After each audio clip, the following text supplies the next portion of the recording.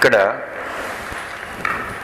బాల్యాదిష్వపి జాగ్రత్తాదిషు తథా సర్వాసు అవస్థాస్వపి అని శరీరం యొక్క దశలు అవస్థలు అని మనకు ఈ దేహం యొక్క స్థితిగతులన్నింటినీ కూడా బాగా విచారణ చేసి ఆఖరికి ఏమిటన్నారంటే వ్యావృత్తాసు అనువర్తమానం అహం.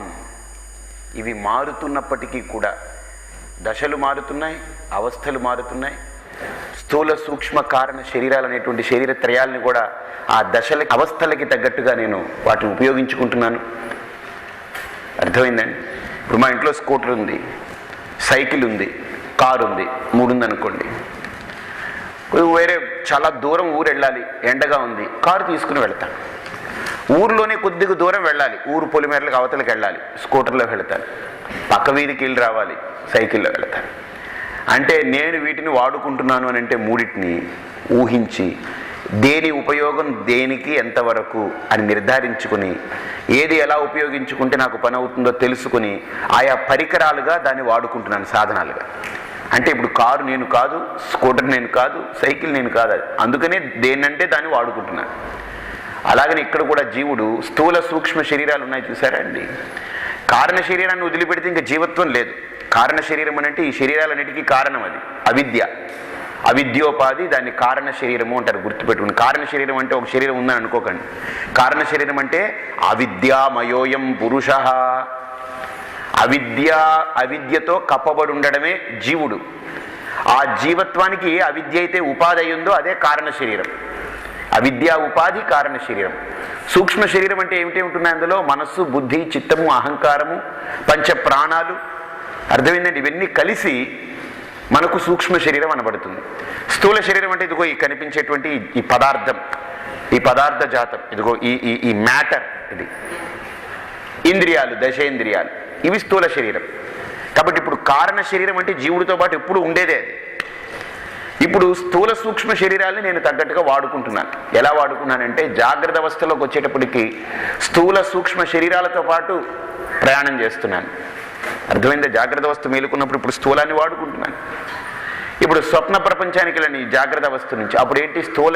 స్థూల శరీరాన్ని పక్కన పెట్టి సూక్ష్మ శరీరంతో తిరుగుతున్నాను. గాఢ నిద్రలోకి వెళ్ళాను అనుకోండి, సూక్ష్మ శరీరాన్ని కూడా పక్కన పడేసి కేవలం కారణ శరీరంలో ఉన్నాను, అంటే అవిద్యలో ఉన్నాను. ఎందుకని? మాయా సమాచ్ఛాదనాత్ ముందు శ్లోకంలో చెప్పారనమాట. కాబట్టి ఇక్కడ ఈ అవస్థలకి తగ్గట్టుగా శరీరాల్ని వాడుకుంటూ అవస్థలు మారే కొద్దీ శరీరాల్ని కూడా ఎంతవరకు ఏది వాడుకోవాలో వాడుకుంటున్నానంటే అవస్థలు నేను కాదు, వాడుకునే శరీరాలు నేను కాదు అని దాన్ని గుర్తు చేయించడం కోసం. దశలు ఈ శరీరానికి, స్థూల శరీరానికి ఉండేవి దశలు. సూక్ష్మ శరీరానికి ఆ దశలు లేవులేండి. బాల్యము, యవ్వనము, కౌమార్యం ఉందే, వార్ధక్యం లేదు ఈ స్థూల శరీరానికే. కాబట్టి స్థూల శరీరానికి ఉండే దశల్ని చూపించారు. అవస్థల్లో మనం వాడుకునే శరీరాలని కూడా చక్కగా చూపించారన్నమాట. అబ్బాయి నువ్వు వాడుకుంటున్నావు అని అంటే అది నీచే వాడుకోబడుతున్నాయనంటే నీకంటే అన్యమైనవే. నువ్వు వాడుకుంటున్నావు, వాడక ఉన్నంతసేపు వాటితో ఉంటున్నావు, వాడకం అయిపోయిన తర్వాత వాటిని వదిలేస్తున్నావు, మళ్ళీ వెళ్ళిపోతున్నావు, మళ్ళీ వచ్చి వాడుకుంటున్నావు, వాడుకుంటూ ఆడుకుంటున్నావు. పురత్రయే క్రీడతి ఎస్తు జీవ. ఆ జీవుడు వాడుకోవడం అంటే ఏంటి? ఆడుకోవడం అని అర్థం. ఆడుకుంటున్నాడు. ఫస్ట్ ఫ్లోర్లో ఎక్కాడు, సెకండ్ ఫ్లోర్లో ఎక్కాడు, థర్డ్ ఫ్లోర్. పిల్లలు ఉంటారనుకోండి, అపార్ట్మెంట్లు చూడండి, అలా ఎక్కుతుంటారు, ఇలా దిగుతుంటారు, ఇలా ఎక్కుతుంటారు, ఇలా దిగుతుంటారు. అలాగే ఇక్కడ కూడా జీవుడు జాగ్రత్త అవస్థలో, స్వప్నావస్థలో, సుషుప్తి అవస్థ. ఈ ఫ్లోర్లో వదిలితే మళ్ళీ ఆ ఫ్లోర్, ఎక్కడో చోట ఉంటుంటాడు వీడు. వీడిని ఎక్కడ పట్టుకోవచ్చిందంటే ఎక్కడో ఈ 3 చోట్ల ఎక్కడో చోట దొరుకుతాడండి వీడు ఖచ్చితంగా. 3 చోట్ల ఉన్నా లేకుండా ఉండగలిగేటువంటి స్థితి తురియ స్థితి. అది వాడి నిజస్థితి, ఆత్మస్థితి. అప్పుడు ఈ 3 చోట్ల ఏంటి? వీడి ప్రతిబింబం అంతే. ఇలా కేవలం వ్యావహారిక రూపంగా ఉంటుందంతే, నిజంగా ఉండదు. ఎలా? బాధిత జీవుడు ఎలా దగ్ధ బీజవత్. నేను చూశాను, రోస్టెడ్ సీడ్ వల్ల ఎలాగైతే స్ప్రౌట్ ఉండదో అలానే ఇక్కడ కూడా ఆ జీవత్వం ఉన్న, జ్ఞానం కలిగిన తర్వాత ఆ జీవత్వం ఉన్నప్పటికీ కూడా అది కూడా బాధిత అహంకార వృత్యా. అక్కడ అహంకారం ఉంటుంది, జ్ఞానిలో కూడా నేనని ఉంటుంది స్పందన. కానీ ఆ అహం ఏమిటది? బాధిత అహం. రోస్టెడ్ సీడ్ అనమాట. దానివల్ల ఏమీ లేదు. ఎందుకని? ఇంకా ఆ జ్ఞాని ఏ కర్మలు చేసినా కర్మలు ఉండవు. ఎందుకని? నాహం కర్త, కర్తృత్వం లేదు, భోక్తృత్వం లేదు వాడికి. కాబట్టి ఇక్కడ శ్రద్ధగా వినండి. అది ఎలా తెలుసుకుంటున్నాడు అని అంటే, ఏ దక్షిణామూర్తి యొక్క స్వరూపమై నాకు ఈ లోకంలో గురువు లభించాడో ఆ గురువు యొక్క అనుగ్రహంతో చిన్ముద్రతో నేను గ్రహిస్తున్నాను. చిన్ముద్ర అంటే చిన్ముద్ర ఉపదేశవాక్యాత్ ఆత్మ పరమాత్మనోహో అభేద ధీ జననం. అభేద ధీ జననం. జననం అంటే పుట్టడం, ధీ అంటే బుద్ధి అంటే జ్ఞానం. ఏ జ్ఞానం పుడుతుంది? అభేద జ్ఞానం, భేదము లేనటువంటిది. దేనికి దేనికి? ఆత్మ పరమాత్మనోహో. ఆత్మ బ్రహ్మానికి ఆత్మ బ్రహ్మకు మధ్య ఏ రకమైన భేదము లేదు. అభిన్నమైనటువంటిది ఆత్మ పరమాత్మ అనేటువంటిది రెండు కాదు, ఒకటే, ఏకమై ఉంది అనేటువంటిది ఈ ఉపదేశ వాక్యం చిన్ముద్ర ద్వారా ఉపదేశించబడ్డటువంటి తత్వం. అది ఏమిటి? జీవ పరమాత్మనోహో ఐక్యం, అభేద ధీ జననం తత్వం.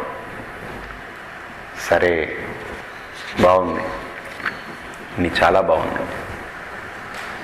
ఇంతవరకు మొత్తం శరీరాలన్నింటినీ కొట్టిపారేశారు, సూక్ష్మ శరీరాన్ని తీసిపారేశారు, అవస్థల్ని, బాల్యం, యవ్వనం, కౌమారం, వార్ధక్యం దశల్ని. అంటే మన వరకు ఇప్పుడు అర్థమైపోయింది. ఇప్పుడు చిన్నది ఇంకొకటి అనుమానం ఉండిపోయింది. అది ఈ శ్లోకంతో పూర్తయిపోతుంది. అందుకనే విశ్వం దర్పణ నుండి ఇప్పుడు రాబోయే విశ్వం పశ్యతి వరకు మొత్తం దక్షిణామూర్తి శ్లోకాలు అయిపోతాయి. అక్కడ విశ్వంతో ప్రారంభమయ్యి ఇక్కడ విశ్వంతో ఎండ్ చేశారనమాట. కానీ ఈ 9వ శ్లోకం ఏమిటనేది అప్పుడు చెప్తాను నేను. ఇక్కడ వరకే దక్షిణామూర్తి శ్లోకం. అందుకని దీన్ని దక్షిణామూర్తి అష్టకం అంటారు. దక్షిణామూర్తి అష్టకం ఎందుకు అని అంటే అష్టమూర్తములు కలిగిన వాడికి అష్టకంతో అర్చన చేశారనమాట. ఎలాగా? విశ్వం దర్పణ అని ప్రారంభమైంది. ఇక్కడ ఏమైపోయిందంటే విశ్వం పశ్యతి అని ఇక్కడ చెప్పండి. విశ్వం పశ్యతి కార్యకారణతయా స్వస్వామి సంబంధతః శిష్యాచార్యతయా తథైవ పితృపుత్రాద్యాత్మనా భేదతః స్వప్నే జాగ్రతి వాయేష పురుషో మాయా పరిభ్రామితః తస్మై శ్రీ గురుమూర్తయే నమైదం శ్రీ దక్షిణామూర్తయే. ఎంత అద్భుతమైన శ్లోకంతో ఉపసంహారం చేశారు ఇక్కడ. ఏదైనా ఒక గ్రంథాన్ని రాస్తున్నప్పుడు దాన్ని ఏం చేయాలంటే 6 లక్షణాలు ఉంటాయి. ఉపక్రమోపసంహార, అభ్యాస, అపూర్వతా ఫలం, అర్థవాదోపపత్తి చ లింగం తాత్పర్య నిర్ణయే అంటారు. ఉపక్రమం అంటే ఒక విషయం దేనితో ప్రారంభం చేశాం. శంకరులు ఈ దక్షిణామూర్తి స్తోత్రాన్ని దేనితో ప్రారంభం చేశారు? విశ్వం. అసలు ఈ విశ్వం మీదనే మొత్తం విచారం. ఎందుకంటే ఈ విశ్వం వల్లనే, ఈ విశ్వము అనేదే నాకు పరమాత్మకి అడ్డుగోడ. ప్రపంచాన్ని తొలగించేసామనుకోండి, పరమాత్మ జీవాత్మ ఎదురెదురవుతారు, వాళ్ళిద్దరు తెలుసుకుంటారు. ఇప్పుడు వాళ్ళిద్దరూ ఎదురు పడనివ్వకుండా చేసేదేమిటి? ఈ ప్రకృతి. అంటే బయటున్న విశ్వమైనా అవ్వచ్చు, ఇదిగో ఇదైనా అవ్వచ్చు, ఏదైనా. కాబట్టి విశ్వం అనేదే పరమాత్మకి జీవాత్మకి అడ్డుగా నిలబడింది.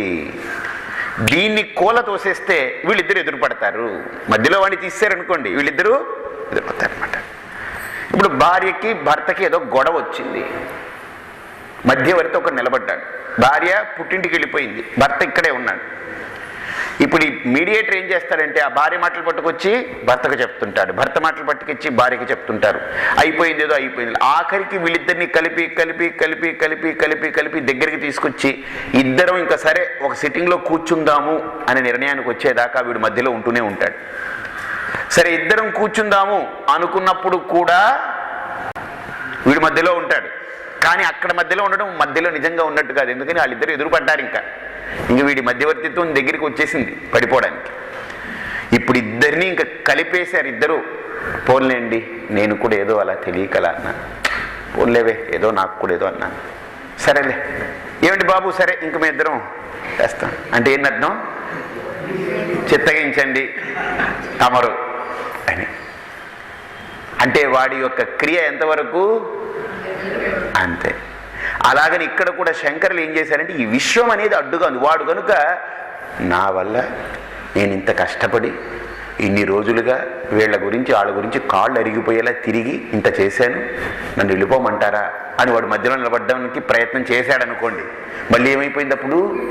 మహా సంసార భీకరమైనటువంటి ఘోరమైన సంసారం తయారవుతుంది. మళ్ళీ వాళ్ళల్లో విభిన్నమైనటువంటి భావాలు చెలరేగుతాయి.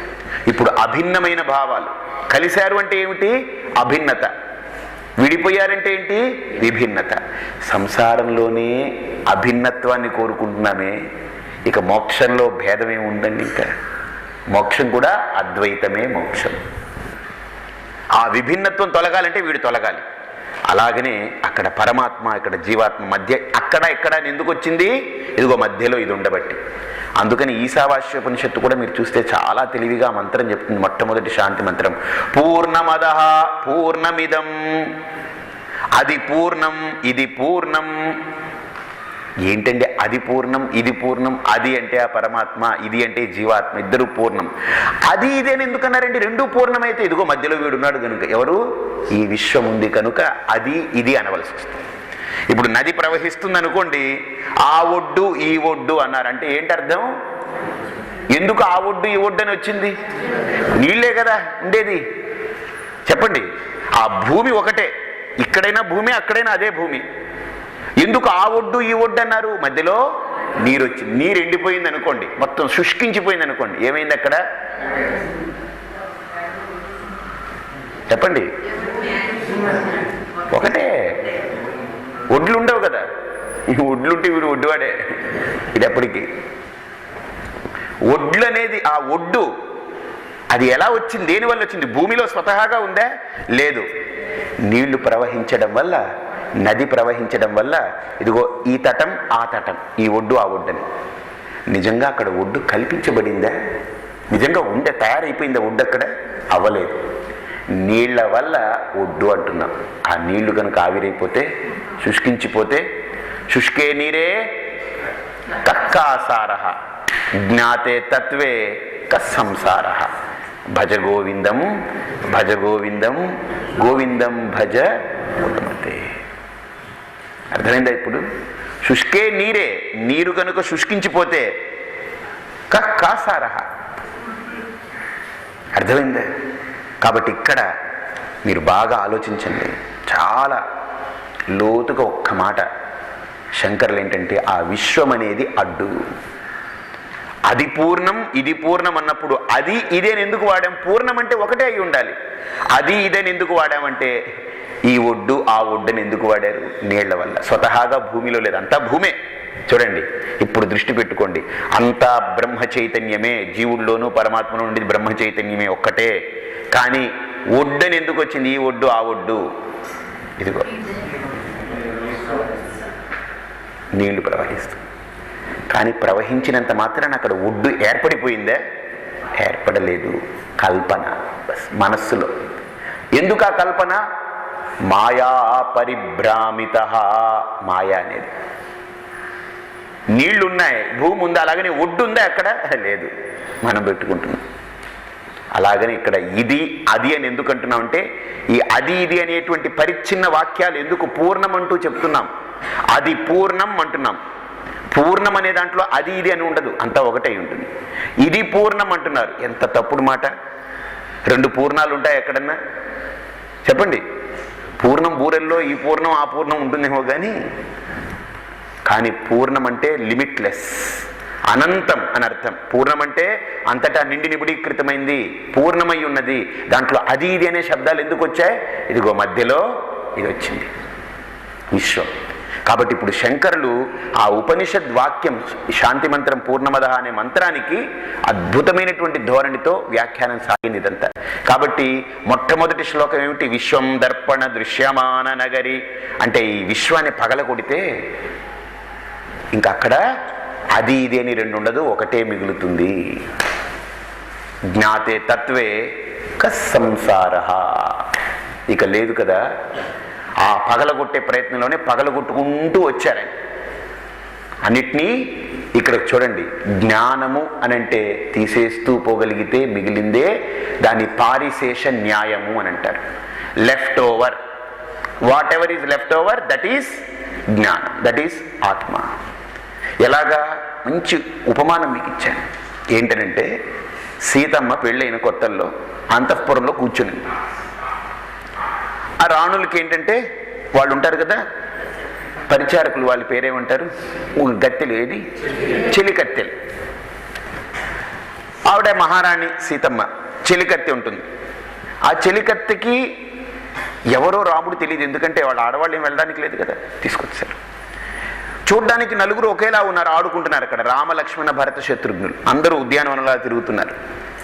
ఈ చెలికత్తె అడిగింది, అమ్మా ఇందులో నీ రాముడు ఎవరు అని ఇలా వేలెత్తి చూపించింది. అతనేనా నీ రాముడు? ఎవరిని? శత్రుఘ్నుడిని. సీతమ్మ అనింది. భరతుడి కేసి వేలు పెట్టి చూపించి, ఇతనేనా నీ రాముడు అని అనింది. ఇంకిద్దరు మిగిలారు, ఇద్దరిలో ఎవరో ఒకడు అయి ఉండాలి. అందుకని ఇప్పుడు మళ్ళీ ఇంకో ట్రైల్, ఇతనేనా నీ రాముడిని లక్ష్మణుడి కేసు చూపించింది, అనింది. ఇక మిగిలింది ఎవరు? ఇంకా అడగాల? పారిశేష న్యాయం, what ever is left over, that is the result. అలాగనే ఈ విశ్వాన్ని తొలగించేయగలిగితే మిగిలింది జీవాత్మ పరమాత్మ. ఆ జీవాత్మ పరమాత్మ ఒకటనే సత్యం, మళ్ళీ ప్రత్యేకించి చెప్పుకోనక్కర్లేదు. ఈ విశ్వం వల్ల భేదం కనిపిస్తుంది, కానీ మధ్యలో కలబడ్డ విశ్వం వల్ల, లేకపోతే జీవాత్మ పరమాత్మ ఒకటే. భూమి ఒకటే, కానీ ప్రవహించే జలం వల్ల, నీళ్ల వల్ల ఈ ఒడ్డు ఆ ఒడ్డని కల్పించబడిందే, కానీ నిజానికి భూమి ఒకటే. కాబట్టి ఇక్కడ బాగా చూడండి, ఆ దృష్టి లేదు కనుక ఇంతవరకు శంకరాచార్యుల వారు ఆ విశ్వాన్ని రకరకాల భావాలతో, బయటున్న జీవ జగత్తుని కల్పన అని కొట్టారు, ఈశ్వర సృష్టమైనటువంటి చతుర్వింశ తత్వాల్ని కూడా మాయా కల్పన అని కొట్టేశారు. అది ఇకపోతే మిగిలిందేంటి? శరీరాల మీద మొదలెట్టారు ఆయన. నానా ఛిద్ర ఘటోదర స్థితమహ. బాగా చూడండి, ఈ ఛిద్రాలతో కూడుకున్నటువంటి ఘటం ఏమిటయ్యా? ఇంద్రియాలు. వీటికి చైతన్యం నేనే, విషయాల్ని ప్రకాశింపజేసేవాడిని నేనే, ఇంద్రియాల్ని ప్రకాశించేది నేనే. ఆ విషయాలు లోపలికి వెళ్ళిన తర్వాత వృత్తి రూపంలో ప్రకాశించేదానికి కారణం నేనే. కాబట్టి వృత్తుల్ని, ఇంద్రియాల్ని, బయట విషయాలన్నింటినీ ప్రకాశించేది ఎవరు? నేనే. నేను లేకపోతే లోపల వృత్తి రాదు, ఈ ఇంద్రియాలకి స్ఫూర్తి లేదు, బయట చూడడానికి నేను ఉండను, అవి లేనట్టే. కాబట్టి ఈ మూడింటిని ప్రకాశింపజేసేవాడు, ఈ త్రిపుటుల్ని కూడా చూచేవాడు, చూడబడేది, చూచేది అనేటువంటి అన్నిటినీ కూడా ప్రకాశింపజేసేది అఖండాకార చైతన్యమే, అందులో భేదం లేదు అని చెబుతూ అక్కడి నుంచి దేహం ప్రాణమపి ఇంద్రియాణ్యపి చలాం అంటే దేహము, ప్రాణము, ఇంద్రియాలు, బుద్ధి ఇవన్నీ శూన్యం అని అంటారు. ఇవన్నీ కాదు అని దేహాత్మ భావనని, ఇంద్రియాత్మ భావనని, దేహ అధ్యాస, ఇంద్రియాధ్యాస, మనోబుద్ధుల యొక్క అధ్యాస, వీటన్నిటినీ కూడా తొలగించుకుంటూ పగలగొట్టుకుంటూ వచ్చి ఈ బాల్యము, యవ్వనము, కౌమార్యము ఇవన్నీ కూడా దశలు, జాగ్రత్త, స్వప్న, సుషుప్తి అనేది అవస్థలని చెప్పుకుంటూ, మనోబుద్ధులు కూడా మేలుకున్నప్పుడు ఉంటున్నాయి, పడుకున్నప్పుడు పడిపోతున్నాయి. కానీ మేలుకున్నప్పుడు, పడుకున్నప్పుడు ఉండగలిగింది ఆత్మ చైతన్యమే. రాహుగ్రస్త దివాకరేందు సదృశో అని అన్ని ఉపమానాలు చెప్పుకుంటూ అన్నిటినీ పగలగొట్టుకుంటూ వచ్చి ఆఖరికి ఇక్కడ 8వ శ్లోకంలో ఏమంటున్నారంటే, విశ్వం పశ్యతి కార్యకారణతయా స్వస్వామి సంబంధత శిష్య ఆచార్య తయా తథైవ పితృ పుత్రాది ఆత్మన భేదత. బాగా చూడండి, ఈ లోకంలో ఒక విచిత్రమైన సంబంధం ఉంది. ఏమిటా విచిత్రమైన సంబంధం అంటే, ఇప్పుడు నేను తీసుకోండి, నేను ఒక్కడే నా తండ్రి దగ్గరికి వెళ్ళేటప్పటికి నాన్నగారు అనుకుంటూ వెళ్తున్నాను. నేను మా నాన్నగారు మాట్లాడుకుంటున్నాం, అలా కాదండి నాన్నగారండి, అలా కాదు నాన్నగారు, ఇలా కాదు నాన్నగారు అంటున్నాను. నా కొడుకు రాగానే ఏరా ఎలా ఉన్నావురా అంటున్నాడు. ఏరా అబ్బాయి ఎలా ఉన్నావు అంటే, ఇక్కడేమో నాన్నగారు అని ప్రవర్తిస్తున్నాను, ఇక్కడేమో కొడుకుతో తండ్రిగా నేను ప్రవర్తిస్తున్నాను. ఈయన దగ్గరేమో నేను కొడుకునైపోతున్నాను, వాడి దగ్గరేమో నేను తండ్రిని అయిపోతున్నాను. బాగా చూడండి, శిష్యుడు కూర్చుంటే ఏమిటండి ఎలా ఉన్నారు అని అంటున్నాను, మా గురువుగారు రాగానే ఏమండి స్వామీజీ ఎలా ఉన్నారు అంటున్నాను. శిష్యుడి దగ్గర గురువుని అవుతున్నాను, గురువు దగ్గర శిష్యుడిని అయిపోతున్నాను. ఏమిటి అంటే లోపల ఏమైనా మార్పు చెందేస్తున్నావా? లేకపోతే మనిషి ఒక్క నిమిషం నేను మీ గురువుని బట్టలు మార్చుకొస్తానండి, గురువు బట్టలు వేసుకొస్తాను, శిష్యుడి దగ్గరికి వెళ్ళి అలా అని గురువు గారి దగ్గరికి వెళ్ళి గురువు గారు ఒక్క నిమిషం ఆగండి శిష్యుడి బట్టలు వేసుకొస్తానండి. బట్టలు ఏమైనా ఉన్నాయా? చెప్పండి చెప్పండి. ఏమీ లేవు. కొడుకు దగ్గర తండ్రి బట్ట, తండ్రి దగ్గర కొడుకు బట్టలు ఏమైనా మార్చుకుని వెళ్ళి ప్రవర్తిస్తున్నామా? లేదు. పోనీ మీ కళ్ళు ముక్కు కాళ్ళు చేతులు ఏమైనా మారాయా? లేదు. వస్త్రాలు మార్చుకోవట్లేదు, వ్యక్తి మారట్లేదు, ఏమండి ఏమీ మార్పు చెందట్లేదు. కానీ వ్యవహారం మార్పు చెందిన వ్యవహారం జరుగుతుందా లేదా? ఈ వ్యవహారం జరగాలంటే మార్పు చెందితేనే వ్యవహారం జరుగుతుంది. అందరి దగ్గర ఒకటేలా ఉంటానంటే ఎలా జరుగుతుంది? అన్నిటికీ ఒకటేలా ఉంటాను అని అంటే కుదరదు. వ్యవహారం అంటే అక్కడ మార్పులు చెందితేనే వ్యవహారం. మార్పు చెందకుండా ఉండగలిగితే అది అవ్యవహార్యం, అది మోక్షస్థితి, అది స్వరూపం. వ్యవహారం జరగాలంటే నైసర్గికోయం లోక వ్యవహార సత్యాంధ్రితే మిథిలీకృత్య. అబద్ధం అన్నమాట వ్యవహారం అంటే. ఏమిటి అబద్ధం? ఎందుకు అబద్ధం అన్నారు? వ్యవహారం అంటే ఏమీ లేదు, మార్పు చెందుతూ ఉంటుంది. ఒకటి స్థిరం కాదు. స్థిరం తక్కువ ఓడరా అని తిడతాం. వీడు చెప్పాలేంటి, వాడే స్థిరం తక్కువ ఓడు, అందుకని అన్నాడు ఆ మాట.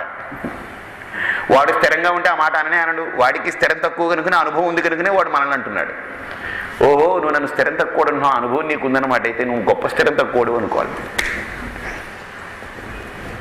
వాడు స్థిరం తక్కువడని ఎవరిని అన్నారు తెలుసండి? ఎవడైతే లోపల స్థిరంగా ఉండకుండా మార్పులు చేస్తూ వేషం వేస్తున్నాడో వాడు స్థిరం తక్కువడు. ఆత్మచైతన్యాన్ని ఏమని అంటారండి? అనలేడు. అనగలిగితే వాడు ఉండడు, నేను ఉండను అనడానికి. దేహము స్థిరంగానే ఉంది, ఇదే దేహం ఇలానే ఉంది. లోపల ఆత్మచైతన్యము స్ఫురించే ఆత్మచైతన్యము స్థిరంగా ఉంది. మరి ఏది ఇలా మార్పు చెందుతుంది చెప్పండి? తండ్రి దగ్గరికి వెళ్ళేటప్పటికి కొడుకులా, కొడుకు దగ్గరికి వెళ్ళేటప్పటికి తండ్రిలా, గురువు దగ్గరికి వెళ్ళేటప్పటికి శిష్యుల్లా, తన శిష్యుని చూడగానే తన గురువుగా ఇలా మార్పు చెందుతూ ప్రవర్తిస్తున్నాడంటే ఎవరు? ఎవరు? లోపల భావన అంటే మనసు. ఇలా మార్పు చెందేది ఎవరు? మనసు. భర్త దగ్గరికి వెళ్ళగానే భార్య, తల్లి దగ్గరికి వెళ్ళగానే కూతురు, తన కొడుకు దగ్గరికి వెళ్ళగానే అమ్మ. 3 పాత్రలు పోషించిందా లేదా? ఇప్పుడు తండ్రిగా నేనే, కొడుకుని నేనే, గురువుని నేనే, శిష్యుణ్ణి నేనే. అర్థమైందా? మిత్రుణ్ణి నేనే, అన్నని నేనే, తమ్ముణ్ణి నేనే, మనవణ్ణి నేనే. నా మనవుడికి తాతగా ఉన్నప్పుడు తాతని నేనే అనుకోండి. అన్నీ నేనే కదా. నేను ఒక్కడినే ఇంతమందితో ఇలా ప్రవర్తిస్తున్నాను. ఇంకొకటి బాగా ఆలోచించండి. వీడు ఒక్కడే అని తెలుసుకోవాలంటే ఎలా తెలుసుకుంటాము? ఇంతమంది ఉన్నారేమో లోపల, మీకేం తెలుసు స్వామి, మీరేమో చూశారు ఎప్పుడున్నా? మేము చూడలేదు, ఇంకా మిషన్స్ రాలేదు కనిపెట్టడానికి. ఇంతమంది ఉన్నారేమో లోపల, మీరు కళ్ళతో చూసారా? చెప్పండి, ప్రత్యక్ష ప్రమాణమా మీరేమన్నా? కాదు. మీరా? కాదు. మేము కాదు. ఇంతమంది ఉన్నారేమో, మీరు ఊరికనే మీకు తోచిన వేదాంతం చెప్పుకుపోతున్నారు, లోపల ఉండేది ఒక్కడే, ఇన్ని రూపాయలుగా ప్రవర్తిస్తున్నాడు. మీకేం తెలుసు? ఎలా తెలుసనంటే అన్వయ వ్యతిరేకం చేస్తే తెలిసిపోతుంది. ఏం చేస్తే తెలుస్తుంది? అన్వయ వ్యతిరేకాభ్యాం తత్వం జ్ఞాతుం శక్యతే. దాని తత్వాన్ని తెలుసుకోవాలంటే లోపల యథార్థాన్ని అన్వయ వ్యతిరేకం చేయాలి. అన్వయ వ్యతిరేకం గురించి చెప్తాను. దీని గురించి చెప్పిన తర్వాత అన్వయ వ్యతిరేకం చెప్తాను. ఇప్పుడు బ్రతికున్నాను, ఇంతమందితో ప్రవర్తిస్తున్నాను. అన్న దగ్గర తమ్ముడిగా, తమ్ముడి దగ్గర అన్నయ్యగా, తాతయ్య దగ్గర మనవుడిగా, మనవుడి దగ్గర తాతయ్యగా, తండ్రి దగ్గర కొడుకుగా, కొడుకు దగ్గర తండ్రిగా, గురువు దగ్గర శిష్యుడిగా, శిష్యుడి దగ్గర గురువుగా. బాగా చూడండి, నా మిత్రుడి దగ్గర మిత్రుడిగా, ఇన్ని రకాలుగా నేను ప్రవర్తిస్తున్నాను కదా. ఇప్పుడు ప్రాణం పోయింది, గుర్తుపెట్టుకోండి. ప్రాణం పోయింది, పడిపోయింది శరీరం. ఇప్పుడు మా తండ్రి వచ్చి కొడుకా చచ్చిపోయావా అని బాధపడతాడు. తండ్రి దేని దృష్టిలో పెట్టుకుని బాధపడతాడండి? కొడుకు. చూడండి, ఇప్పుడు నా కొడుకు వచ్చి ఏమనుకుని ఏడుస్తుంటాడు? నాన్నగారు పోయారా అండి అని అంటాడు. కొడుకు దేని దృష్టిలో పెట్టుకుని ఏడుస్తున్నాడు? తండ్రిని దృష్టిలో పెట్టుకుని. గురువు దేని దృష్టిలో పెట్టుకుని బాధపడతాడు? శిష్యుడా పోయావా అని. శిష్యుడు దేని దృష్టిలో పెట్టుకుని బాధపడతాడు? గురువుగారు పోయారా అండి అని. అన్నయ్య వచ్చి ఏడుస్తాడు ఏమని దృష్టిలో పెట్టుకుని? తమ్ముడా పోయావా. తమ్ముడు వచ్చి ఏడుస్తాడు ఏమని దృష్టిలో పెట్టుకుని? అన్నయ్య గారు పోయారా అండి అని. బాగా చూడండి, ఇప్పుడు ఇంతమంది వచ్చి ఇన్ని పేర్లతో పిలుస్తున్నారు కదా, ఇంతమంది చచ్చారా ఇక్కడ? ఇంతమందికి ఇన్ని పాళ్ళు రెడీ చేయాలి, ఇన్ని కుండలు రెడీ చేసుకోవాలి. ఇంకా నిజంగా చెప్పండి, ఒక మనిషి ఎన్ని పాత్రలు పోషిస్తే అంతమంది చేస్తున్నారంటే శ్మశానానికి ఇంకా అసలు ఒకరు ఇంతమంది చేస్తుంటేనే శ్మశానానికి స్థలం లేదు. ఇప్పుడు మనం కట్టుకునే ఇళ్ళన్నీ శ్మశానాల మీదనే కడుతున్నాం. ఇప్పుడు ఒకడు చేస్తే ఇంతమంది చచ్చిపోవాలనుకోండి, మరి ఏమిటైపోతుంది అక్కడ? అది తప్పు కదండి. ఇప్పుడు అర్థమైంది ఎంతమంది పోతున్నారు అక్కడ? ఒక్కడే. మరి ఒక్కడే పోతున్నప్పుడు మరి బ్రతికున్నప్పుడు ఇంతమందిగా ప్రవర్తించాడంటే మరి వాడు ఒక్కడేనా ఇంతమందా? ఒక్కడే. మరి ఒక్కడే అయితే ఇలా ఎలా స్వామి? అదే వ్యవహార, మిథ్యా వ్యవహార, అబద్ధం మాటలు. సత్యం కాదు కనుకనే అసత్యాలు ఏమన్నా మనం ముందు చెప్పుకున్న సత్యం ఎప్పుడు ఒక్కటే, అసత్యమే పలు విధాలు. ఇప్పుడు అర్థమైందా మీకు? ఇప్పుడు మనం చేసేవన్నీ అది. అందుకనే శంకరులు ఈవెన్ గురువు శిష్య సంబంధం కూడా అబద్ధం కనుకనే నా గురుర్నైవ శిష్య, అది కూడా కల్పన కనుక తీసుకుపారేరవ. అర్థమైంది శంకరుల యొక్క స్థితి చూసారా? చిదానంద రూప శివోహం శివోహం. ఇప్పుడు అర్థమైందే? మనోబుద్ధ్యహంకార చిత్తాని నాహం నచ శ్రోత్ర జిహ్వే నచ ఘ్రాణ నేత్రే నచ వ్యోమ భూమిర్న తేజో న వాయు చిదానంద రూప శివోహం శివోహం. అర్థమైందే? ఎంత అద్భుతంగా చెప్పింది, ఎంత ఎక్సలెంట్గా ఉంది. ఇవన్నీ కల్పనలే, మిథ్యా వ్యవహారం. బాస్ ఎవడు పోతే వాళ్ళందరితో ఇన్ని రూపాలుగా ప్రవర్తించినటువంటి ఆ రూపాలన్నీ, ఆ కల్పనలన్నీ పడిపోతున్నాయో, ఎవడుంటే అంతమంది అన్ని రిలేషన్స్ తోటి, అన్ని సంబంధాలతోటి స్వస్వామి సంబంధత శిష్యాచార్యతయా తథైవ పితృపుత్రాది ఆత్మనా భేదత. ఏదో ఎలా అనిపిస్తుందంటే లోపల ఇన్ని భేదాలు ఉన్నట్టు అనిపిస్తాయి. నిజానికి ఇన్ని భేదాలు లేవు, కల్పనలే భేదాలు. ఉన్నాయి భేదాలు, ఏ రూపంలో? నిజమా అబద్ధమా? ఆ భేదాలు అబద్ధం. ఎలా? సముద్రంలో 100 అలలు వచ్చాయనుకోండి, 100 అనే సంఖ్య నామరూపాలకి పెడుతున్నాం, కల్పితమైన నామరూపాలకి. ఆ 100 అలల్ని పట్టేయండి ఒకసారి శుభ్రంగా, ఒక గిన్నెలోకి ఎత్తేయండి, పెద్ద డ్రమ్ ఇస్తాను, ఎత్తేయండి 100 అలల్ని. ఇప్పుడు చెప్పండి ఎన్ని ఉన్నాయి?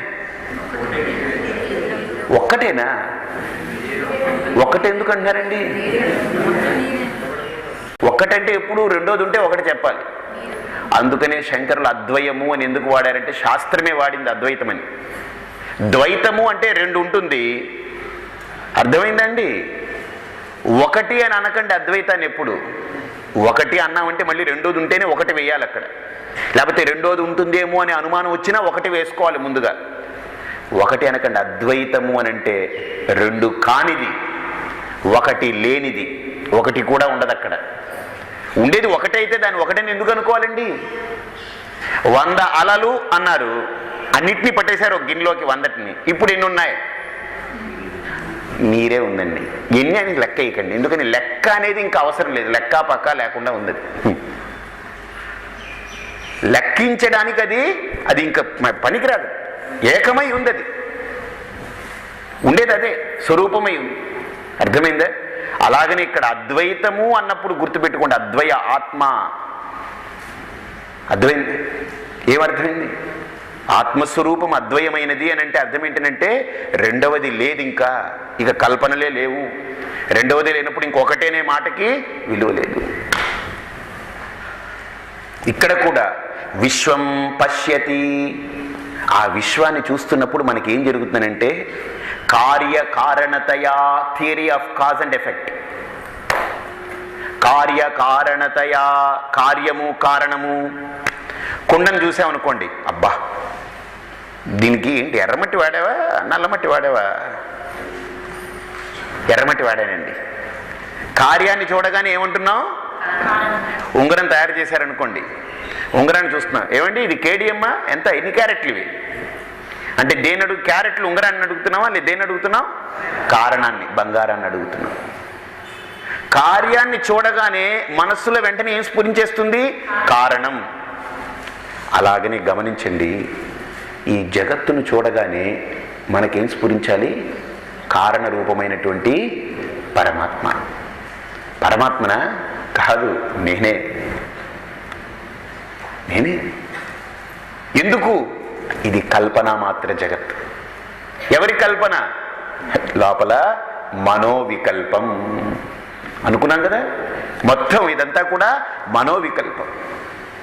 ఇప్పుడు జీవేశ్వరులమై ఉన్నాం కనుక బాగా చూడండి, ఆ జీవేశ్వర స్థితిలో ఉన్నటువంటి జ్ఞానికి ఈ మొత్తం 24 తత్వాలతో కూడుకున్న ప్రకృతి కానీ లేకపోతే జీవ జగత్తు కానీ రెండూ కూడా ఏమిటి? అది మాయాకల్పం, ఇది భావనాకల్పం, మనోకల్పం. రెండూ కల్పనలే. ఒక రకంగా చెప్పాలంటే అన్నీ కల్పనలే.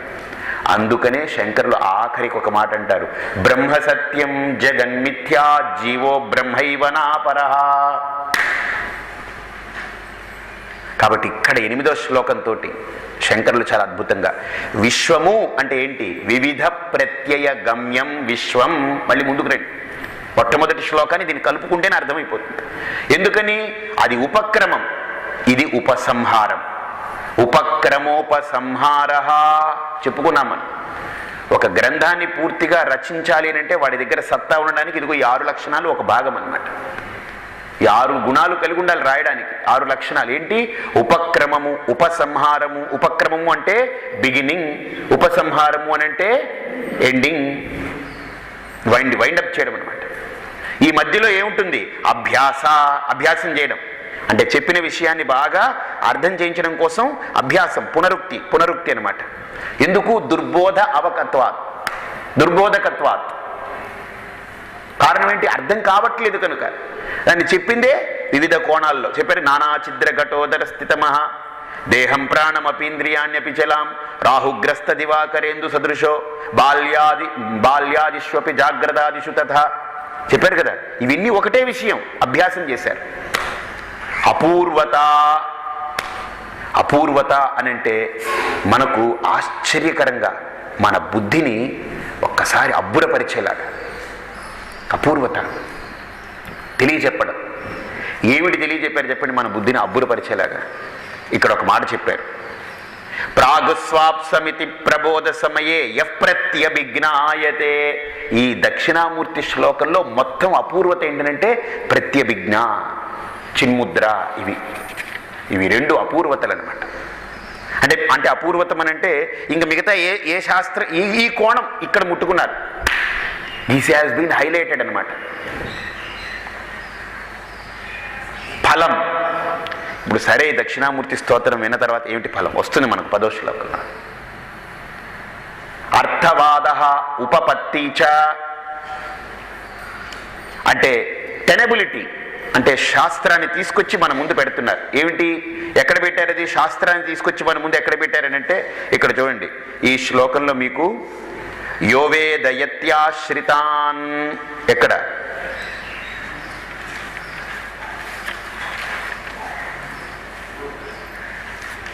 సాక్షాత్ తత్వమసీతి వేద వచసా యోబోధయత్యాశ్రితాన్. చూడండి, వేద ప్రమాణాన్ని అక్కడ తీసుకొచ్చారు. సాక్షాత్ తత్వమసీతి వేద వచస, వేదవాక్యాలు వేద ప్రమాణంతో నడిపించారన్నమాట మొత్తం. అంతేగాని సొంత స్వకపోల కల్పన కాదు. చాలామంది అంటారు స్వకపోల కల్పన, అంటే వాడి ఇష్టానికి ఊహించుకుని చెప్పుకుంటూ పోయాడు. అలా చెప్తే ఆయన్ని మనం జగద్గురు అని ఎలా అనుకుంటాం? అలా చెప్తే దక్షిణామూర్తిని ఎలా అనుకుంటాం? బాగా చూడండి. కాబట్టి ఇక్కడ అన్ని షడ్లింగాల్ని ఉపక్రమోపసంహార అభ్యాస అపూర్వతాఫలం అర్థవాదోపపత్తి చ లింగం తాత్పర్య నిర్ణయే 6 పెట్టి ఇక్కడ నిర్ణయం చేస్తున్నారు. ఇక్కడ చేస్తూ ఏం చేశారు? ఇక్కడ ఉపసంహారం చేస్తున్నారు కనుక అందుకనే విశ్వం అని ప్రారంభించి దేంతో ముగిస్తున్నారు? విశ్వం పశ్యతి కార్యకారణతయ. కార్యకారణం, cause and effect, the theory of cause and effect అంటారు. ఏమిటి కాజ్ అండ్ ఎఫెక్ట్ అంటే ఈ ప్రకృతి కార్యం నేను కారణం. ఆలోచించండి. కుండ కార్యం, మట్టి కారణం. కార్యకారణాలను ఎలా తెలుసుకుంటాం? మట్టి కారణం, కుండ కార్యం అని ఎలా అంటారండి? మట్టే కార్యం అవుతుంది, కుండ కారణం అవ్వచ్చు. కార్యకారణాలంటే ఇక్కడ అన్వయ వ్యతిరేకం ద్వారా తెలుసుకోవచ్చున్నారు. అన్వయము వ్యతిరేకము అని రెండు విధానాలు అన్నమాట. ఇవి రెండుటిని ఉపయోగిస్తే, దీని మీద ప్రయోగం చేస్తే కార్యము కారణం ఏదో విడిపోతుంది, తెలిసిపోతుంది. ఇప్పుడు మట్టి కుండ, దీని మీదనే అన్వయ వ్యతిరేకం చేస్తాం. అన్వయ వ్యతిరేకం అంటే యద సత్వే తద సత్వం, యద భావే తదభావ అన్వయ. యద సత్వేపి తత్సత్వం, యద అభావేపి తత్సత్వం తద్వ్యతిరేక. అన్వయ వ్యతిరేకాలకి ఇది ఒక ఇదనమాట. అంటే ఒకటి ఉన్నప్పుడు ఇంకొకటి ఉంటుంది, ఒకటి పోయినప్పుడు ఇంకొకటి పోతుంది. దీని అన్వయం. అంటే బాగా చూడండి, మట్టి ఉన్నప్పుడు కుండ ఉంది, మట్టి పోయిందనుకోండి కుండ పోతుంది. అర్థమైందండి? మట్టి ఉన్నప్పుడు మట్టి ఉన్నప్పుడు కుండ ఉంది అక్కడ. ఇప్పుడు మట్టి పోయిందనుకోండి, తడిచిపోయి ముద్దలకి ఇదిగిన విడిపోయింది అనుకోండి, అప్పుడు కుండ పోతుంది. ఇది అన్వయం. ఇప్పుడు అర్థమైపోయింది, ఓహో మట్టి కుండ రెండు కావాలరా బాబు, కార్యకారణాలు. ఇప్పుడు కారణమేదో కార్యమేదో తెలుసుకోవాలి కదా. ఇక్కడ వ్యతిరేకం మనకు విభజించేస్తుందండి. మట్టి కార్యమా లేకపోతే కారణమా, కుండ కార్యమా లేకపోతే కారణమా, అది నిరూపిస్తుంది. ఏంటి? మట్టి ఉన్నప్పుడు, కుండ ఉన్నప్పుడు మట్టి ఉంది. అర్థమైందా? కుండ పడిపోయిన తర్వాత కూడా ఏముంటుంది? మట్టి ఉంటుంది. అంటే కుండగా ఉన్నప్పుడు మట్టి ఉంది, కుండ పగిలిపోయినా మట్టి ఉంది. అంటే నిజమైనది ఏమిటి? ఇందులో కారణం మట్టి. ఈ కుండకు కారణం ఏంటి? మట్టి. మట్టి లేని కుండ ఎక్కడా ఉండలేదు, కుండ లేని మట్టి ఉండగలదు. బాగా చూడండి. అంటే కారణం కార్యంలో ఖచ్చితంగా ఉండి తీరవలసిందే. కార్యం లేకపోయినా కారణం కారణంగా ఉండిపోతుంది. బాగా చూడండి. అలాగనే ఈ జగత్ ఏదైతే కనిపిస్తుందో ఇది నా కల్పన కదా. ఆ కల్పన అనేది కార్యం. ఏంటి? కల్పన అనేది కార్యం. కారణం ఎవరు? ఆత్మచైతన్యం. అది లేకపోతే ఈ కల్పనే జరగదు. కాబట్టి ఇక్కడ ఇంకొకటి సూక్ష్మమైన అంశం గమనించాలి. ఇప్పుడు బాగా అర్థమైంది స్వామీజీ. నేను కారణం, ఈ జగత్తు వికల్పం కదా, ఆ వికల్పం నా యొక్క కల్పన సంకల్పంలో జరిగింది కనుక అది కార్యం అనుకుందాం. ఇప్పుడు ఇంకోటి చూడండి, అసలు గొప్ప విషయం. అక్కడ కొండ కనిపిస్తూ ఉంది, దాన్ని ఉపయోగించుకుంటున్నాం. బాగా చూడండి. ఇక్కడ కల్పన అంటున్నాం కదా. కల్పన అంటే ఏంటి? అబద్ధం, మిథ్య. మిథ్య ఏమిటి? ఏమన్నా దానికి విలువ ఉందా? ఉందా? లేదు. మాయకి ఏమైనా విలువ ఉందా? లేని దానికి ఏమైనా విలువ ఉందా? లేదు. మనం విలువ ఇస్తున్నాము అని అంటే అదే మాయ. ఏమిటది? మాయ. అందుకని ఇక్కడ అంటారు, స్వప్నే జాగ్రతివా యయేష పురుషో మాయా పరిభ్రామిత. వాడు ఎందుకండి ఇలా పరిభ్రమ చెందుతున్నాడు, వ్యామోహం చెందుతున్నాడంటే ఏమిటి అర్థం అక్కడ? బాగా చూడండి. మనం ఒకళ్ళనంట, ఏంట్రా నీకు ఈ మాయ ఏంట్రా, ఏంట్రా ఈ మాయ రోగం ఏమిట్రా, వీడికి ఇప్పుడు క్యాన్సర్ రోగం ఏమిట్రా, గుండె రోగం ఏమిట్రా, లేకపోతే అల్సర్ రోగం ఏమిట్రా అని అంటాం. ఆయా రోగాలు వస్తే వీడు చెయ్యకూడనివి చేస్తూ ఉన్నాడు అనుకోండి, ఏమంటాం? నీకు ఎందుకురా ఈ మాయ రోగం అంటాం. మనం అనడంలోనే అర్థం ఉంది కదా. ఆ రోగం ఏమిటి? మాయ. ఇంక వాడు ఏం చేయగలడు పాపం? మాయా పరిభ్రామిత. మనం తిట్టనుకోకూడదు, వాడు ఉపదేశం చేస్తున్నాడు మనకు. మీరు ఏం తిట్టండి, దాన్ని ఉపదేశం కింద మార్చేస్తాం. అందుకని రేపటి నుంచి ఈ ఉపదేశాలే తిట్లైపోకూడదండి. తిట్లను ఉపదేశంగా భావించవచ్చు, కానీ ఉపదేశాలను ఎప్పుడూ తిట్టుగా భావించకండి. మళ్ళీ అక్కడ అన్వయ వ్యతిరేకం చేసుకోవాలి మీరు. కాబట్టి ఈ మాయ రోగం ఏంట్రా, ఈ మాయా రోగం ఏంట్రా నీకు అని అంటే లోపల వాడు చెయ్యకూడనివి చేసేస్తున్నాడు వీడు. అది ఇబ్బందికరమైంది, అధర్మం అనుకోండి, వాడిని ఏమంటాం? చిచ్చి ఈ మాయారోగం ఏమిట్రా నీకు అని దేనివల్ల? అది మాయా పరిభ్రామిత. పాపం వాడిని ఏమి అనలేం. మాయ, అది మాయా విలాసం. అది ఏం చేస్తాం? కుంటి కులాసం, ఇంటికి మోసం. ఇది మాయా విలాసం, వీడికి మోసం చేసేస్తుంది మాయ. అందుకనే పాపం వాళ్ళని అలాగా వ్యసనానికి అలవాటు పడిపోయి ఉంటారు చూసారండి, వాళ్ళని ఏమీ అనలేము. ఎందుకని? మాయ అంత తీవ్రతరంగా వాళ్ళలో పేరుకుపోయింది. ఇప్పుడు నేను అన్ని ధర్మకార్యాలే చేస్తున్నా అంటే ఇది నీ గొప్ప కాదు, అక్కడ ఈశ్వరుడు ఆ మాయని తగ్గించి పెట్టాడు. ఎందుకని? వాడి కాళ్ళు పట్టుకోవడం వల్ల. ఎందుకని? మమ మాయా దురత్యయా మామేవ ఏ ప్రపద్యంతే మాయామేతాం తరంతితే. ఈశ్వరుడి మాయ. మనం ఏమిటనంటే ఈశ్వరుని పట్టుకొని వాడికి మాయ అలా అనిపిస్తుంది. చూడండి, వ్యసనపరులు ఎవరైనా చూడండి, బాగా వ్యసనపరులు భగవంతుని పట్టుకు పెడతారు, నాస్తికుల్లా మాట్లాడతారు. శాస్త్రాన్ని, దైవాన్ని, గురువుల్ని, సంప్రదాయాన్ని. ఎందుకనంటే వాడి వ్యసనాన్ని వాడు సమర్థించుకోవడం కోసం వీటిని తిట్టాలి. ఆ తిట్టడం కూడా ఏంటి? మాయా పరిభ్రామిత. ఇక్కడ బాగా ఆలోచన. శంకరుల యొక్క తీక్షణ బుద్ధి చూడండి. జ్ఞాని అంటే అలా ఉంటుందండి. ఆ పదం ఎంత వర్డ్ కాయినింగ్ చూడండి. అక్కడ ఈ జగత్తు మొత్తం కల్పన కదా. కల్పన జగత్తుని కార్యం అంటున్నావు, నేను కారణం అంటున్నావు. ఒక్కటి ఆలోచించండి, కార్యరూపంలో ఉన్నటువంటి జగత్తు, కారణ రూపంలో ఉన్నటువంటి ఆత్మ చైతన్యం ఏదైతే ఉందో, నేను నేను అనేటువంటి ఆ బ్రహ్మ చైతన్యం ఏదైతే ఉందో, రెండు ఒకే సత్తాలో ఉందా? లేదు. ఇది కల్పన, ఇది సత్యం. ఇది కల్పన, ఇది సత్యం. అప్పుడే సృష్టి జరుగుతుంది. మట్టి సత్యంగా ఉండాలి, కుండ దాని మీద కల్పించబడుతుంది. బంగారం సత్యమై ఉంటుంది, ఉంగరం దాని మీద చెక్కబడుతుంది. రాయి సత్యంగా ఉంటుంది, విగ్రహంగా మలచబడుతుంది. విగ్రహంగా మలచబడిందనంటే శిల్పి యొక్క భావన, ఉంగరంగా చెక్కబడిందనంటే కంసాలి యొక్క భావన, కుండగా తీర్చిదిద్దబడిందనంటే అది కుమ్మరి యొక్క భావన. భావన మాత్రమే. అందుకనే ఈ సృష్టి ఏంటి? భావనాత్మకం సృష్టి. ఏమిటి సృష్టి? భావనాత్మకం. సత్యమైంది మలచబడదు, సత్యమైంది మార్పు చెందదు. బాగా చూడండి, వికారం పొందదు. మట్టి కొండగా మారిపోయిందా? మారిపోతే మళ్ళీ మట్టి అవ్వదు. పాలు పెరుగుగా మారిపోయింది, ఇప్పుడు మళ్ళీ పాలను చేయండి మీరు, చచ్చినా చేయలేము. ఎందుకని? మారిపోయింది. మారిపోవడం అంటే తన స్వరూపం విహాయ, స్వరూపం పరిత్యజ్య, తన యొక్క స్వరూపాన్ని విడిచిపెట్టుకోవడం మారిపోవడం అంటే. అందుకనే ఎవరైనా రేపటి నుంచి నేను మారిపోతానండి అన్నారనుకోండి, వీడి స్వరూపం వదిలిపెట్టేసుకుంటున్నట్టు అర్థం. కాబట్టి ఇక్కడ మట్టి కొండగా మారిపోయింది అని చెప్పలేము. కొండగా మారలేదు. ఎందుకని? మారిపోతే మళ్ళీ కొండను పగల కొడితే అది ఎలా అయిపోయింది? మట్టి. ఉంగరాన్ని కాల్చేసామనుకోండి, కరిగించేస్తే బంగారం. బాగా చూడండి, మళ్ళీ తన స్వరూపం నిలబడుతుందనంటే అక్కడ మార్పు చెందలేదు. ఏమైంది? అక్కడ కల్పించబడినది. బస్. ఆ కల్పన ఎక్కడి నుంచి? బుద్ధిలో వికల్పం. బాగా చూడండి. కాబట్టి జగత్తంతా వికల్పం. ఏమిటది? కేవలం సంకల్ప మాత్రమే.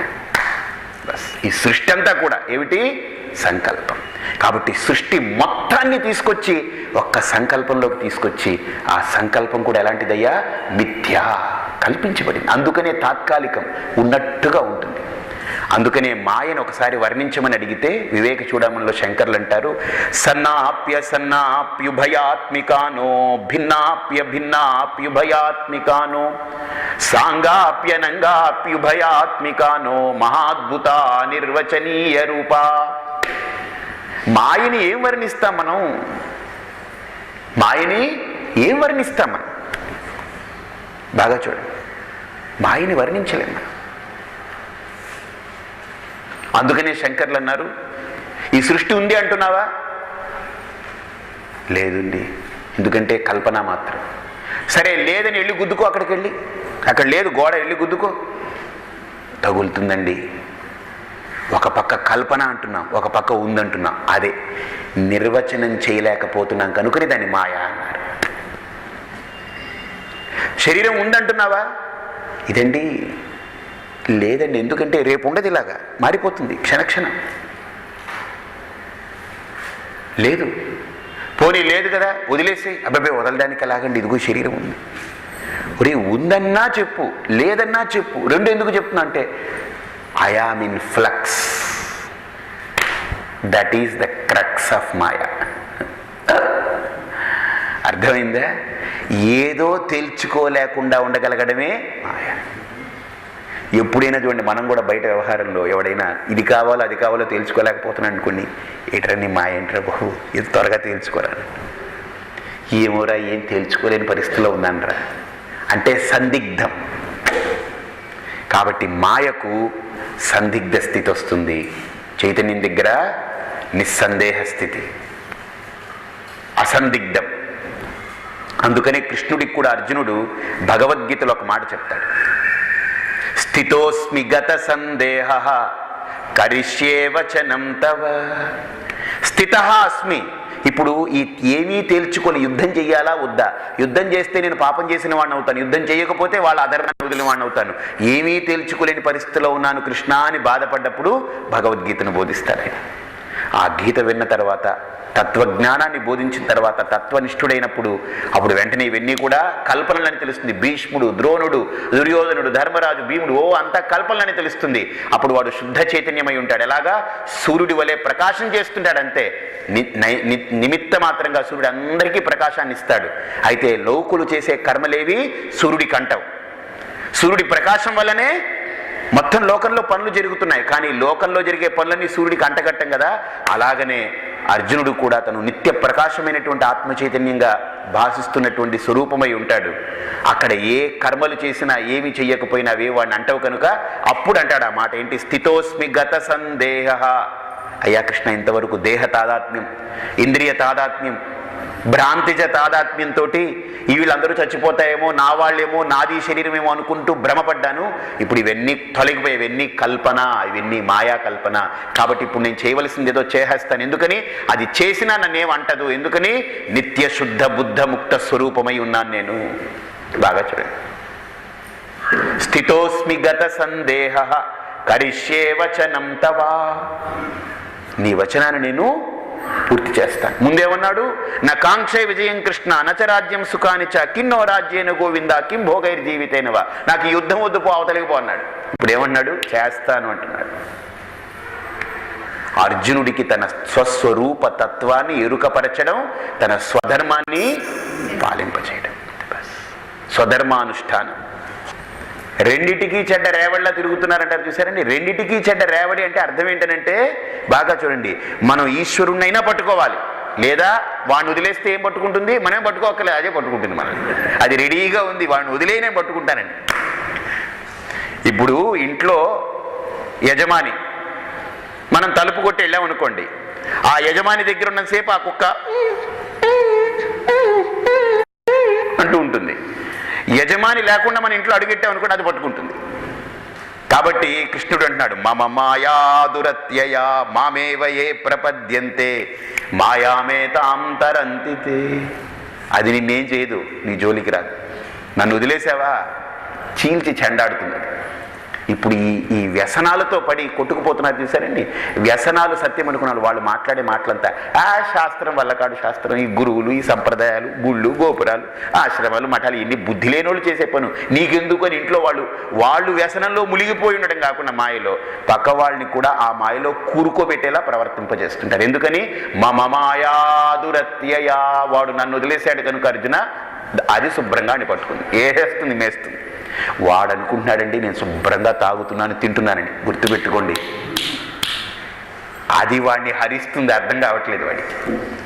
శుభ్రంగా తాగేవాడి లివర్ని ఇది వెళ్ళి తింటుంది, గుర్తుపెట్టుకోండి. శుభ్రంగా స్మోక్ చేసేవాడు అనుకున్నాడు, నాకేమిటి అనుకున్నా, నేను శుభ్రంగా సిగరెట్లు ఊది పాడేస్తాను, గుర్తుపెట్టుకోండి. అది వాడి గుండెని తినేస్తుంది.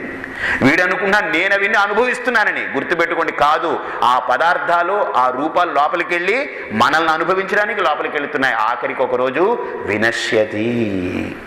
అది అర్థమైందే? మాయా పరిభ్రామిత.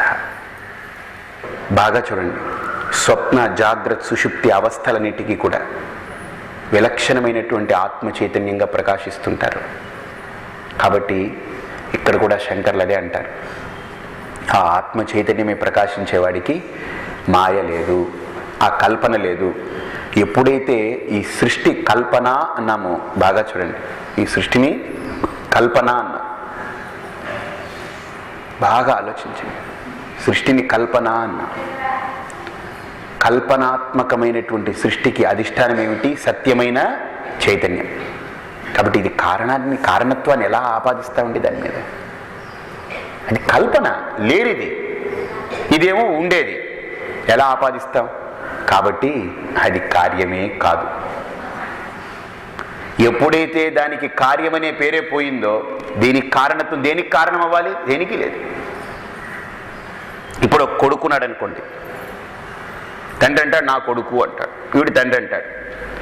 నాలో తండ్రిత్వము, నేను ఫాదర్ అనేటువంటి ఆ ఫాదర్ స్టేటస్ దేని వల్ల వచ్చింది? వాడి వల్ల వచ్చింది. అసలు వాడు లేడనుకోండి, నేను ఫాదర్ని ఎలా చెప్పుకుంటాను? లేదు. కార్యం ఉంటే కార్యం పోతే కార్యాపాయే కారణాపాయ. కార్యం పడిపోతే కారణం కూడా పడిపోతుంది. కాబట్టి అక్కడ బాగా చూడండి, ఈ సృష్టి కల్పన అని కల్పనకి తీసుకొచ్చాం. కల్పన మిథ్య, మాయ, లేనిది అని తీసేసామనుకోండి, కార్యం ఎప్పుడైతే మాయ అయిపోయిందో, కొట్టబడిపోయిందో కారణత్వం కూడా లేదు. కాబట్టి నేనెవరు? అకారణ, అకారణం. నేను కారణం కూడా కాను. మరేంటి? సాక్షి చేత కేవలో నిర్గుణశ్చ. చూడండి, నిర్గుణము అని పరమాత్మను అంటున్నాం కదా బ్రహ్మ. కారణం కనుకుంటే వీడిలో ఇంక నిర్గుణం కాదు, సగుణం అయిపోతుంది. ఎందుకంటే కారణం కూడా ఒక గుణమే. కాబట్టి వాడిని నిర్గుణం అని ఎందుకు అన్నారంటే, ఆ పదం ఎందుకు వాడారంటే, కారణత్వం అనే గుణం కూడా వీడిలో లేదు. ఎందుకు? కార్యం లేదు. ఎందుకు లేదు? మాయా కల్పనం. కాబట్టి సృష్టి మాయా కల్పనం కనుక కార్యత్వం అనే స్టేటస్ పోయింది. ఎప్పుడైతే అక్కడ కార్యం లేదో ఇది కారణత్వాన్ని కూడా వదిలించుకుంది. ఇప్పుడేంటి? నిర్గుణ, నిరంజన. దేని చేత అంటబడకుండా స్వయంగా వ్యక్తమవుతూ ఉంది. బాగుంది. ఈ తత్వాన్ని ఎవరైతే వ్యక్తపరుస్తారో ఆ గురుమూర్తి అయినటువంటి దక్షిణామూర్తికి నా నమస్కారం. చాలా బాగుంది స్వామీజీ, మాకు బాగా నచ్చింది. ఇక్కడ సురేశ్వరాచార్యుల వారు కూడా ఒక్క మాట అంటారు వార్తికంలో. ఏమంటారంటే, అవిచారిత సిద్ధోయం మాయావేశ్యావిలాసిని పురుషం వంచయత్యేవ మిథ్యాభూతై స్వవిభ్రమై. అవిచారిత సిద్ధ అయం మాయావేశ్యావిలాసిని. ఇది ఏంటనంటే, ఈ సృష్టి ఉంది అంటున్నామనంటే అర్థం ఏంటనంటే, నాలో ఇంకా సరైన అవగాహన కలగలేదు, జ్ఞానం కలగలేదు. గుర్తుపెట్టుకోండి. ఆయన ఒక పారామీటర్ ఇస్తున్నారు మనకు ఇప్పుడు సురేశ్వరాచార్యులు గారు. నెక్స్ట్ శ్లోకానికి ఇది ఆధారం, గుర్తుపెట్టుకోండి. మనం ఇంత విన్న తర్వాత మనకి ఇంకా కూడా సృష్టి ఉంది, ఈ దేహభ్రాంతి ఉంది, అన్నీ ఉన్నాయంటున్నామనంటే గుర్తుపెట్టుకోండి, ఇవన్నీ వచ్చాయనంటే థర్మామీటర్ పెట్టండి. అక్కడ ముళ్ళు కొట్టుకుంది అనుకోండి, ఉంది అనింది అనుకోండి, మన బుద్ధిలో ఉంది అనే స్పృహ ఉన్నా లోపల ఆత్మ చైతన్యం కంటే అన్యమైనది ఏదీ లేదు, అది సత్యం, శాస్త్రం. కానీ మనకు ఉంది, ఇదిగో ఈ సృష్టి, ఇదిగో ఈ భూతాలు, ఈ ప్రకృతి, ఇవన్నీ మనుషులు, ఇవన్నీ భిన్నత్వం కనిపించింది అని అంటే దానికి అర్థం ఏంటి తెలుసా? అవిచారిత సిద్ధోయం మాయావేశ్యావిలాసిని. ఇంకా నీలో విచారణ జరగలేదు పూర్తి స్థాయిలో. పైపైనే అలా చూసి వదిలేశావు. ఏం చేశావు? పైపైనే అలా తీసి వదిలేశావు. పూర్తి స్థాయిలో సమూలంగా అజ్ఞానం తీయబడలేదు. ఇంకా అవిచారిత సిద్ధోయం, విచారణ చేయబడినటువంటి స్థితి అవిచారణ. అవిచారణ చేత సిద్ధంగా ఉంది. ఏమిటి? మాయావేశ్యావిలాసిని. ఈ విలాసం అంటే ఏమిటి? ఈ వ్యవహారం, కాల్పనికమైనటువంటి ఈ సృష్టి త్రిపుటి వ్యవహారం చేస్తుందని అంటే దేనివల్ల? మాయావేశ్యావిలాసిని. ఈ మాయావేశ్యం ఎందుకు? ఈ మాయ ఎందుకు ఆవేశించి ఉంది? ఇంకా అవిచారిత సిద్ధోయం, ఇంకా విచారణ జరగలేదు, ఇంకా సత్యాన్ని నువ్వు పొందలేదు. గుర్తుపెట్టుకోండి. మరి ఏమిటి? ఈ మాయ ఆవేశించి విలాసం చేస్తుంది. ఏం విలాసం? పురుషం వంచయత్యేన. పురుషం వంచయతి, ఈ జీవుణ్ణి వంచిస్తుంది మాయ. స్త్రీ అని కాదు సుమా, స్త్రీ పురుషులని ఈ లింగ భేదాలు కాదు. పురుషుడంటే పురోషతి వసతీతి పురుష జీవ. జీవుణ్ణి వంచిస్తుంది. ఏమని? మిథ్యాభూతై స్వవిభ్రమై. ఈ సృష్టి ఎవరి కల్పన అండి? మన కల్పన. మన కల్పనే మనల్ని వంచిస్తుంది. అంటే నీ వేలుతోటే నీ కంటిని పొడుచుకోవడం అని అర్థం. ఎవడైనా తెలివిగలవాడు పొడుచుకుంటాడా? కావాలని పొడుచుకుంటాడా? పొడుచుకోడు. పొడుచుకున్నాడు అని అంటే అక్కడ ఏంటి అర్థం? తెలియక పొడుచుకుంటాడంటే. కావాలని తెలిసి ఎవడు ఇలా వేలు పెట్టి ఇలా కరెక్ట్మని ఇలా పొడిచేసుకోడు. అలా పొడవబడింది అని అంటే మనం బాధ పెట్టుకున్నాం, మన కంటిని మన చేత్తో బాధ పెట్టుకున్నామనంటే అది తెలియనితనంతో. అలాగని ఇక్కడ కూడా ఆత్మ చైతన్యమై ప్రకాశిస్తున్న నాకు అర్థం కాకుండా నేను భ్రమ పొంది మిథ్యాభూతమైనటువంటి నా యొక్క కల్పనతోటి నేనే భ్రమ పొంది ఇవన్నీ సత్యాలుగా తిరుగుతున్నాను అని అంటే ఇంకా తెలియనితనం ఉంది, అంటే అజ్ఞానం ఉంది. స్వామి మీ దగ్గర విన్నాం కదా, పోదా? అది వింటే పోయేటువంటి ఉపాధులు కొన్ని ఉంటాయి. దాన్ని ఉత్తమ అధికారులు అంటారు. కేవలం శ్రవణ మాత్రం చేత వాళ్ళ జ్ఞానం కలిగిపోతుంది. మధ్యమ అధికారులు ఉంటారు. ఎవరంటే వాళ్ళకి మననం చేస్తే సరిపోతుంది. కానీ అధమ అధికారులు ఉంటారు. వీళ్ళకి నిధిధ్యాసన చేస్తూ చేస్తూ చేస్తూ చేస్తూ చేస్తూ చేస్తూ శ్రవణం చేయడం, మననం చేయడం, నిధిధ్యాసన, మళ్ళీ మళ్ళీ మళ్ళీ మళ్ళీ ఎంతవరకు? ఎందుకింత? పౌనఃపుణ్యైన శ్రవణం కుర్యాత్, మళ్ళా మళ్ళా మళ్ళా వినడం ఎందుకు? మళ్ళీ శాస్త్రాన్ని విను, మళ్ళీ శాస్త్రాన్ని విను. ఎందుకు అనంటే దుర్బోధకత్వాత్, అవగాహన కలగలేదు కనుక. అర్థమైందా? నేను అద్దంలో ముఖం చూసుకుని బొట్టు సవరించుకుంటాను. బొట్టు సవరించుకునే దానికి ఒక 10 నిమిషాలు పట్టింది. ఆ 10 నిమిషాలు పట్టినంతసేపు కూడా నేను అద్దాన్ని చూస్తుంటానా లేదా? ఎప్పుడైతే బొట్టు గుండ్రంగా వచ్చేసిందని నాకు నిర్ణయం వచ్చిందో అప్పుడు నేను బయటకు వచ్చేస్తాను. నిర్దిష్టమైన రూపం పొందిన తర్వాత అద్దంతో ప్రయోజనం ఏమైనా ఉందా? లేదు. అలాగనే నాకు కూడా ఆత్మ చైతన్యం స్వప్రకాశితమై నాకు అవగతమైనప్పుడు శాస్త్రం అనే అద్దం కూడా నాకు అక్కర్లేదు. శాస్త్రం అనేది శాస్త్రం దర్పణమివా అన్నారు. శాస్త్రం అనేది అద్దం లాంటిది. ఎందుకు? మన ముఖాన్ని అది ఎలా ప్రతిబింబిస్తుందో శాస్త్రం కూడా మన ఆత్మ చైతన్యాన్ని అందులో ప్రతిబింబిస్తుంది, బోధిస్తుంది. ఆత్మబోధ. అందుకని ఆత్మజ్ఞానాన్ని ఇచ్చేది. అదేంటి? బింబజ్ఞానాన్ని ఇచ్చేది అద్దం. ఈ శాస్త్రం ఏమిటి? ఆత్మజ్ఞానాన్ని ఇచ్చేది. కాబట్టి దాన్ని పట్టుకోవాలి. ఎంతవరకు? బింబంలో అనుకున్నది నిర్దిష్టంగా చెక్కబడ్డంత వరకు అర్థం ఎలా కావాలో ఇక్కడ కూడా ఆత్మజ్ఞాన నిష్ట పూర్ణ స్థాయిలో కలిగినంత వరకు కావాలి. స్వామీజీ మీరు చెప్పేశారు కదా, ఇప్పుడు మాకు అది అర్థం అయ్యింది కానివ్వండి, నిలబడలేకపోతున్నాం. ఆ స్థితి, పూర్ణ స్థితి మాకు కలగట్లేదు. అది కలగాలంటే ఏం చేయాలి? 9వ శ్లోకం. భూరంభాస్య నలో నిలోంభరమహర్నాథో హి మాంశుః పుమాన్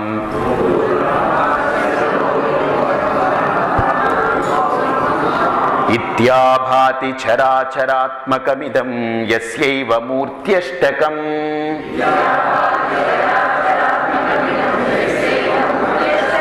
నాన్యత్కించన విద్యతే విమృశతాం యస్మాత్ పరస్మాద్ విభోః.